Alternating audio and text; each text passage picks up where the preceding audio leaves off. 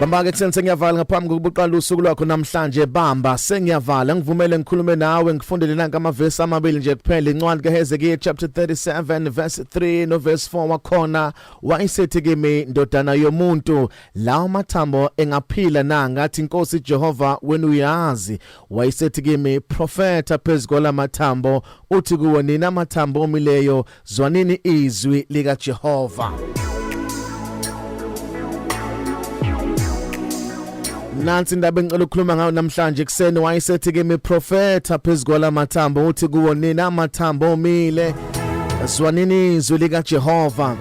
Noma amathambo ayingesenazi indlebe noma amathambo ayingesenayo imizwa yokuthi ezwe kodwa ngoba kwakhuluma izwi lesiprofeta phezulu amathambo omile ayibonakala sengathi angeke saba yilutho ayibonakala ukuthi inyama wasenayo nemsipha isekho negazi alisekho ithemba lalingasekho ayikho into esayithenje ukuthi ngaphuma kuwona akekho umuntu oyengayitshela ukuthi khona into esengavele kulamathambo kwase kuwamathambo ayomile lithi iBhayibheli ayomile kakhulu sekuphela isikhathi eside umile ehlele engenanyama engenamsipha engaphefumuli engenalutho ithemba nje laseliphelile ngawo engathi ngakhuluma nomuntu namhlanje sesimene esifana nalamathambo amathambo omile futhi omile kakhulu akukho ngavela kuwo alikho ithemba kuwo kumzima alisekho ithemba nabantu sebeconcludeile ukuthi impela ayisekho into engavela kula ayisekho into engenzeka kulomndeni ayisekho into esesingayenza ngalo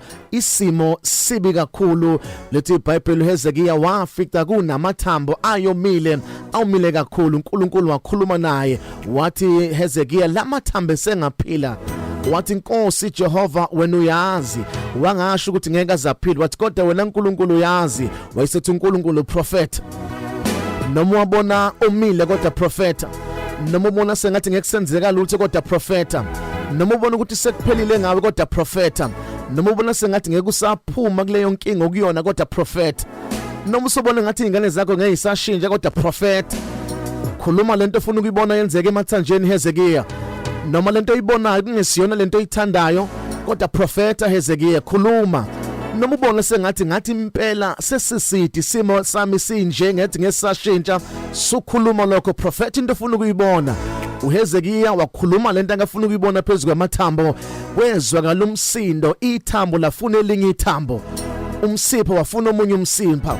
igazi laqala lazungeza emathanjeni wakhuluma amathambo ahlangana. Ifuna ukuthi namhlanje kuseni usengaprofeta phezulu kwamathambo akho omile usengaprofeta phezulu kwesimo sakho usengaprofeta phezulu komshado wakho ubona sengathi uyaphela ubona sengathi usuyafa profeta phezulu kwawo bona ngathi abantu nabakho ngeke besakholwa ngeke besabuyela enkosini profeta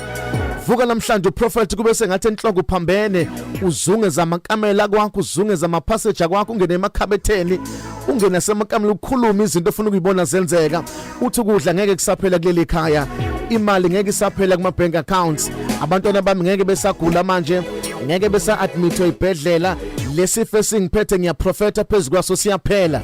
lenkinga yami ebengibambile iminyaka iyaphela manje uyihlumisa inyawo ukuthi ayisuke ayihambe njengoba yafika nje sekuyisikhathi sokuthi ihambe profeta manje khuluma inkinga yakho awuyikhuluma izinto oyifuna ukuyibona zenzeka kuwe ukhuluma nje izinto ozibona lempilweni yakho kodwa lithi iBhayibheli uNkulunkulu wakhuluma wathi Hezekiya ake uprofete manje sifuna omama baseKZN abazoprofeta phezulu kweprovince yethu abazoprofeta phezulu kwama-municipalities ethu sifuna omama bathandazayo bazoprofeta phezulu kwamadolobha ethu beprofete phezulu kwey'kole zethu beprofete phezulu kwamabandla ethu ake sisukumeni siprofete izinto esiyithandayo izinto esizizwayo azizinto esingayithandi thina ke siprofeteni